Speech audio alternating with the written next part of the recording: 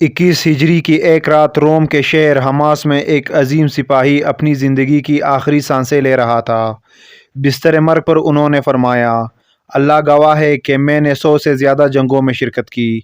میرے جسم میں ایسا کوئی حصہ نہیں جس میں تیر کے نشان اور نیزے کا زخم نہ ہو، مگر افسوس کہ میں آج میدان جنگ میں شہید ہونے کے بجائے بستر مرگ پر مر رہا ہوں۔ یہ دلیرانہ جملہ کہہ کر اس دلیر سپاہی کی روح پرواز کر گئی۔ رومی سلطنت کو دھول چٹانے والا یہ عظیم جرنیل اللہ کے تلوار حضرت خالد بن ولید رضی اللہ تعالیٰ عنہ تھے، جو ہر میدان میں غازی تھے اور لشکر کفار پر ہمیشہ باری رہے۔ حضرت خالد بن ولید کا پورا نام خالد بن ولید بن مغیرہ المخزومی تھا، جو نہ صرف اسلامی بلکہ دنیا کے تاریخ کے ایک عظیم سپہ سالار تھے۔ خالد بن ولید نے ساسانی اور بازنطینی سلطنت کو شکست دے کر انہیں پارا پارا کر دیا تھا اور ساری زندگی فاتح رہے۔ آپ کی پیدائش سن 592 عیسوی میں مکہ میں ہوئی۔ آپ نے 8 ہجری کو رسول اللہ صلی اللہ علیہ وآلہ وسلم کے کردار اور اخلاق کے سامنے سر تسلیم خم کرتے ہوئے اسلام قبول کیا۔ حضرت خالد بن ولید نے اپنے پورے زندگی میں 125 سے بھی زائد جنگوں میں حصہ لیا، اور تاریخ گواہ ہے کہ آپ نے ان جنگوں میں سے ایک جنگ میں بھی شکست نہیں کھائی۔ آپ بنو مخزوم کے سردار ولید بن مغیرہ کے بیٹے تھے۔ پیدائشی طور پر آپ کی پرورش ایک جنگجو کی حیثیت سے کی گئی، کیونکہ بنو مخزوم قبیلہ جنگ اور دلیری کی وجہ سے ہی مشہور تھا۔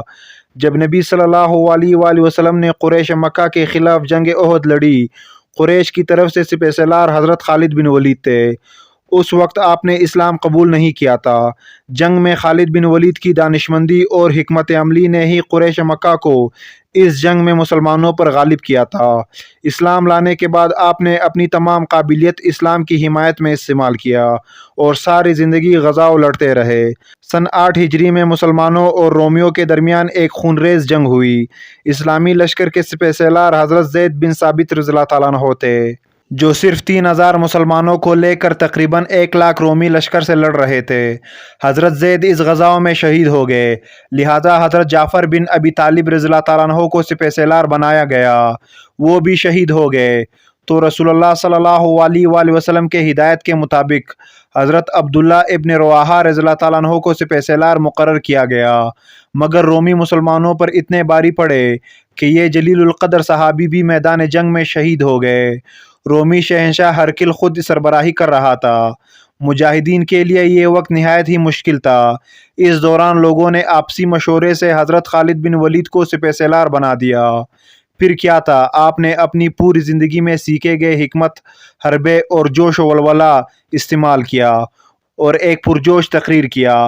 آپ کی تدبیر کے مطابق جب رومی لشکر میدان جنگ میں آرام کر رہی تھی اور انہیں یہ توقع ہی نہ تھی کہ مسلمان اتنے جلدی اٹھ کھڑے ہوں گے، حضرت خالد بن ولید نے ان پر اچانک حملے شروع کر دیے، لہٰذا وہ بدحواس ہو گئے۔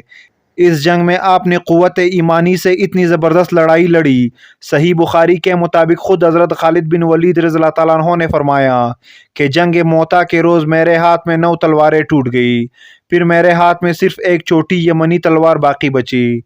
خالد بن ولید کی اس شجاعت اور بہادری پر رسول اللہ صلی اللہ علیہ وآلہ وسلم نے فرمایا کہ جنگ موتا میں جھنڈا اللہ کے تلواروں میں سے ایک تلوار نے لے لیا اور ایسی جنگ لڑی کہ اللہ نے ان پر فاتح فرمائی، لہٰذا اس کے بعد آپ کا لقب سیف اللہ یعنی اللہ کا تلوار ہو گیا۔ جب حضرت خالد بن ولید کی سرکردگی میں اسلامی لشکر نے ایرانیوں پر حملہ کیا تو ایرانی لشکر کا سپہ سالار مشہور زمانہ پہلوان رستم تھا۔ اس نے حضرت خالد بن ولید کو ملاقات کی دعوت دی، لہٰذا آپ نے اپنی طرف سے حضرت ربیع بن عامر کو بھیجا۔ جب آپ رستم کے دربار میں پہنچے تو رستم نے ان سے پوچھا کہ آپ لوگ کیا چاہتے ہیں؟ تو حضرت ربیع رضی اللہ تعالیٰ عنہ نے جواب دیا کہ ہمیں اللہ نے بھیجا ہے تاکہ ہم لوگوں کو بندوں کی غلامی سے نکال کر اللہ کی بندگی کی طرف لائے اور ظلم و جبر کا حکومت کا خاتمہ کر کے اسلام کے عدل و انصاف کا نظام قائم کرے۔ ایرانیوں سے جنگ کے دوران رستم پہلوان قتل ہو گیا، لہٰذا ساسانی فوج نے ہتھیار ڈال دیے۔ اس میدان کو بھی حضرت خالد بن ولید نے فتح کر کے دنیا کی سب سے بڑی سپر پاور کا خاتمہ کیا۔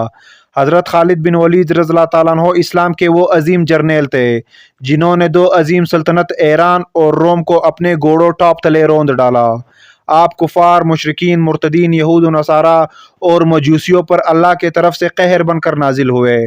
حضرت خالد بن ولید کا موازنہ اگر جنگجوؤں کے ساتھ کی جائے تو آپ کا کوئی ثانی نظر نہیں آتا، خواہ وہ سکندر اعظم ہو، نیوپولین ہو، چنگیز خان ہو۔ ان فاتحین نے جو علاقے فتح کیے اور جن سلطنت کی تشکیل کی، وہ ان کی موت کے 100 سالوں تک بھی برقرار نہ رہ سکی، جبکہ حضرت خالد بن ولید کی فتح کیے گئے علاقے آج بھی اسلامی قلمروں میں شامل ہے، اور آج بھی تاریخ نے آپ کو نہ صرف ایک عظیم لیڈر کی حیثیت سے یاد رکھا ہے، بلکہ کروڑوں مسلمان آپ کی دلیری اور بہادری کے متعارف ہے۔